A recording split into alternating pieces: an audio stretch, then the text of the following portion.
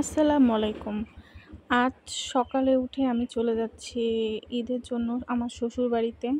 একটু আগেই যাচ্ছি কারণ ঈদের কয়েকটা দিন আগে গেলে রাস্তায় জ্যাম থাকবে, মানে খুবই কষ্ট হয় তখন যেতে। তো এজন্য ভাবলাম যে কিছু দিন আগেই যাব যেন যেহেতু রাফসানকে নিয়ে আমার একা যেতে হবে।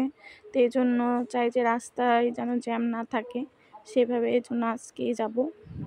তো এদিকে আবহাওয়া মানে সকালের গাড়ি ছিল ৭টার, আর এমন মেঘলা, মনে হচ্ছে যে কখন না এত জোরে বৃষ্টি আসবে, কিন্তু সারাটা রাস্তা গেলাম খুব ঠান্ডা ঠান্ডা ওয়েদারে।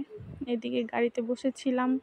রাফসান তো সকালে ঘুম থেকে টেনে তুলে নিয়ে এসেছি, তো গাড়ির ভিতরেও ঘুম। এতক্ষণ কিন্তু ঘুমাইতে ঘুমাইতে চলে আসলাম।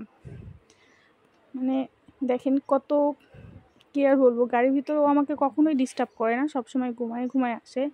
তো এখানে ব্রেক দিল 20 মিনিটের মতো। তো ফ্রেশ হয়ে আমিও, যেহেতু সকালে রাফসান না খেয়ে আসছে, ওকে আমি ভাবলাম যে একটা পরোটা আর একটু ডাল নিয়ে ওকে যত দ্রুত সম্ভব কিছু খাওয়াই আবার গাড়িতে যেতে হবে। তো খাওয়া দাওয়া শেষ করে গাড়িতে উঠলাম, গাড়ি ছেড়ে দিলে এদিকে মানে এত জোরে গাড়ি যাচ্ছে রাস্তায়, যেহেতু জ্যাম নেই।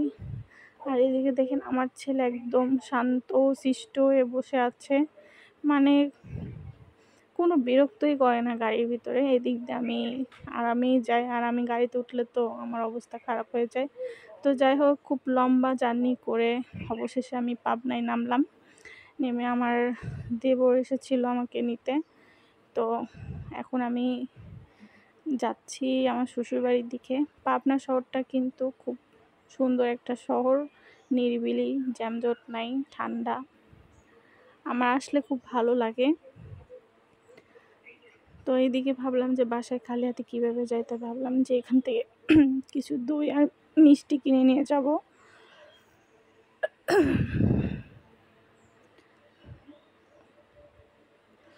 তো এইদিকে আমার শ্বশুরবাড়ির বাসার কাছাকাছি চলে আসলাম, মানে মেন শহর থেকে একটু ভিতরের দিকে। তো বাসার কাছেই চলে এসেছি প্রায়। আসতে এবার একটু লেট হয়ে গিয়েছে, কারণ সাধারণত 6 ঘন্টা 5 ঘন্টার মধ্যে পৌঁছানো যায়, সেখানে আমার 6-7 ঘন্টা লেগেছে। রাস্তায় হালকা পাতলা জ্যাম ছিল, এত দূর তাড়াতাড়ি আসার পরেও জ্যাম পাইলাম। তারপরে বাসায় এসে ফ্রেশ হয়ে আমি একটু বাইরে বসেছিলাম, মানে এত রোদ ছিল, গাছপালা, মানে বাইরে হালকা ঠান্ডা, বাসার ভিতরে একটু গরম।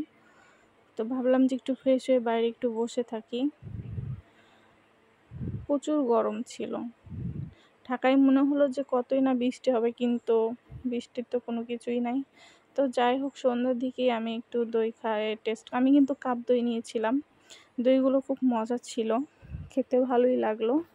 সবার জন্যই মানে সবাই খেয়েছে, বাট আমি খাইনি। আমি ভাবলাম যে রাত্রে শোয়ার আগে খাবো।